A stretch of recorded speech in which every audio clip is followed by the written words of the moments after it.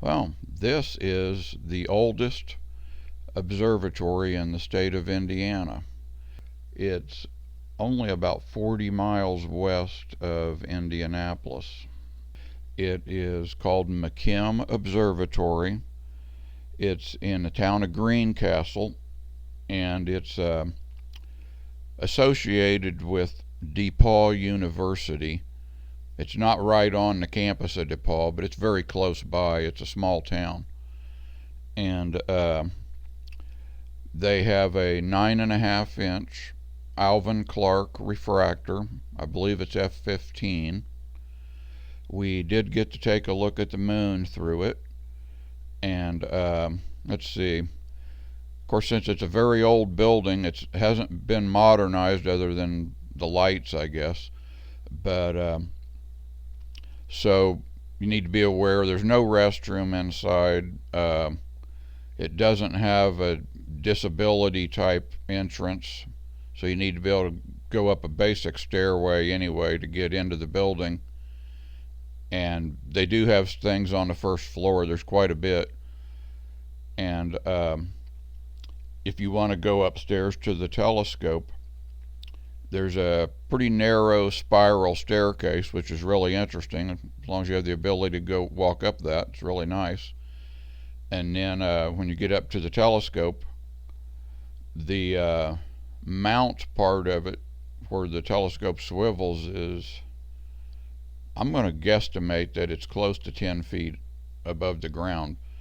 When we were looking at the moon, I had to climb up a ladder, and it seems like my feet probably went a good 4 feet or more above the ground. So you have to be able to climb up this little tilted ladder that's on a little bit of a slant, and then kind of rotate yourself around and sit down on one of the top steps so you can see through the eyepiece.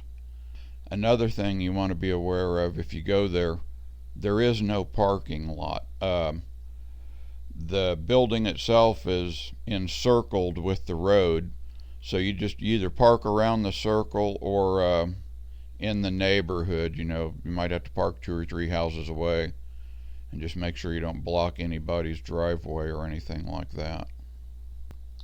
Okay, now they do seem to have their open houses fairly currently at the moment.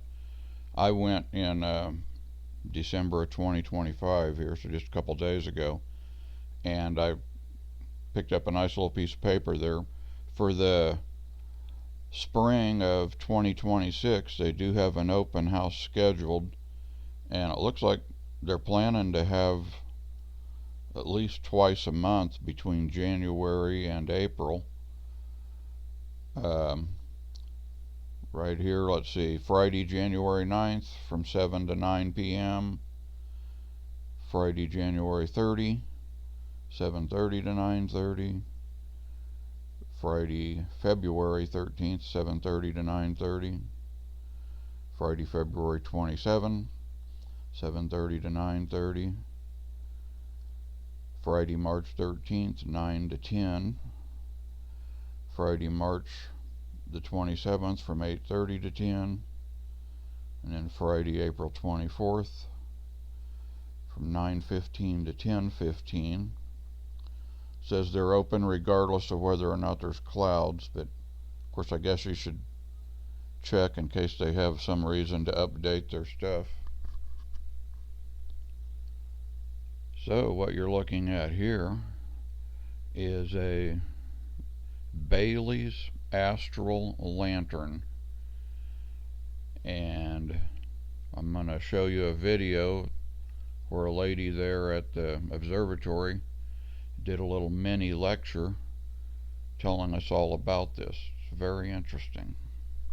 You can direct them in, but I'm going to close the door. Look at Walmart today. No. Is that a Walmart blackout curtain? It's a Walmart blackout curtain and a tension rod. Doesn't that work well? Works real good. Yeah. It's like that should work. Okay, so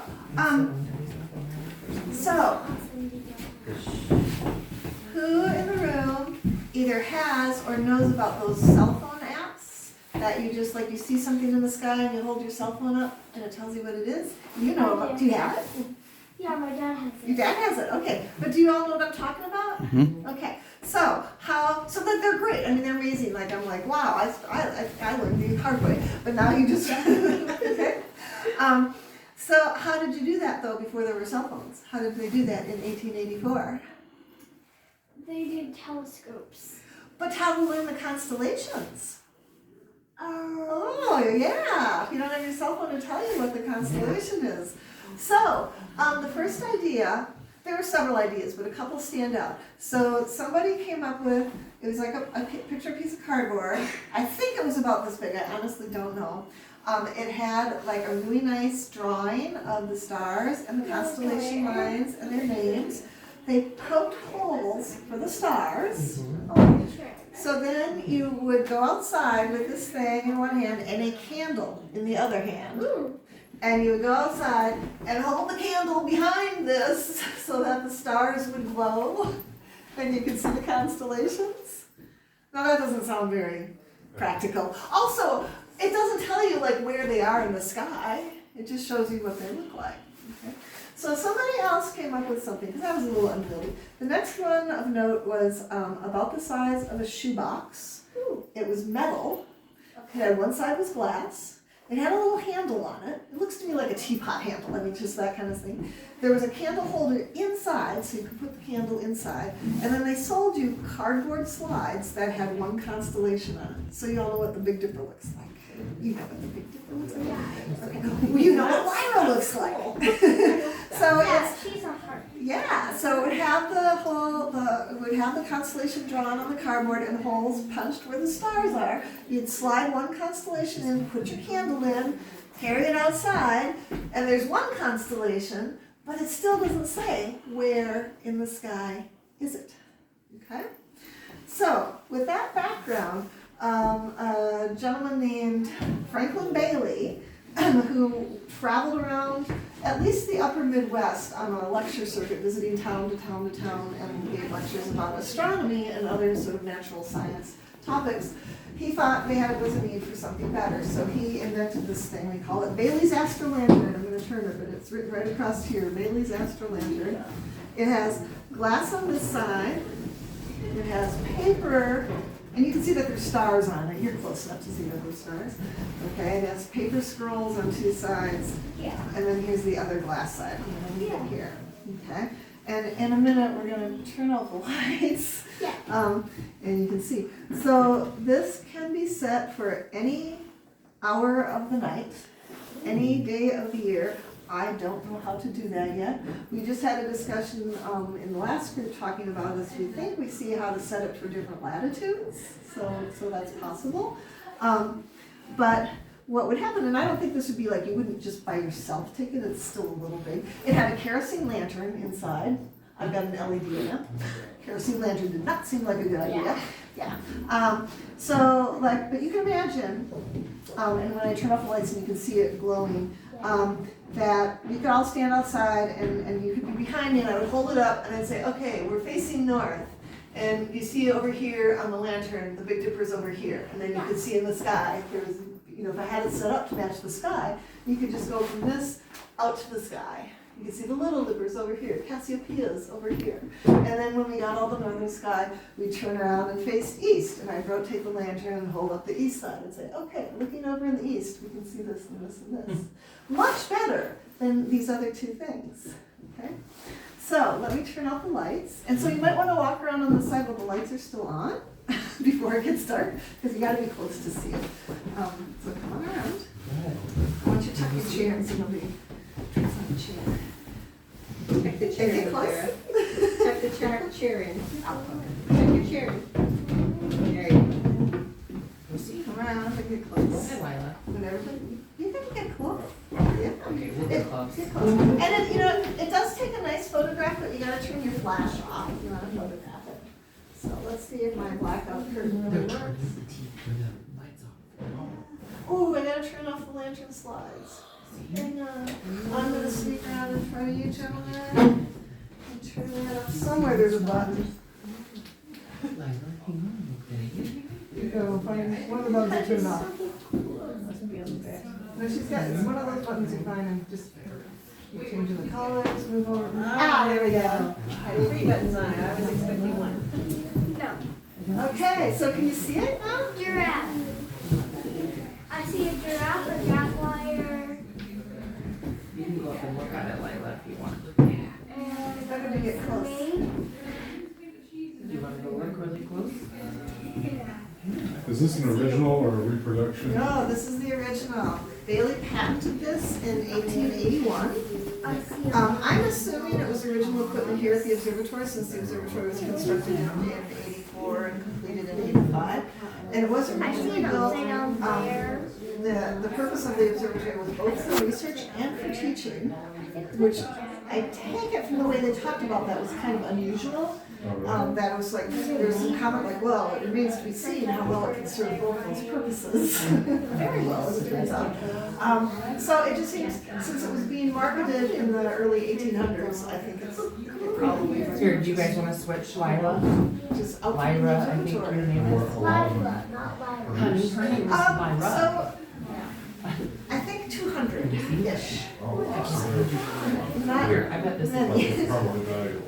So there were 2 different, like I had just, when I first came to DePauw, you made web pages, you had to actually like write an code. And I made this web page about the observatory, and I just mentioned there's a Bailey's Astral lantern, because it was sitting in the storage room. I didn't know a thing about it, and then I forgot all about it. Right? I even forgot that I put it on there, and then decades later I was contacted a couple years apart by 2 different historians of astronomy who had seen that webpage and said, do you really have a Bailey's Astral lantern? And I had to think like, what?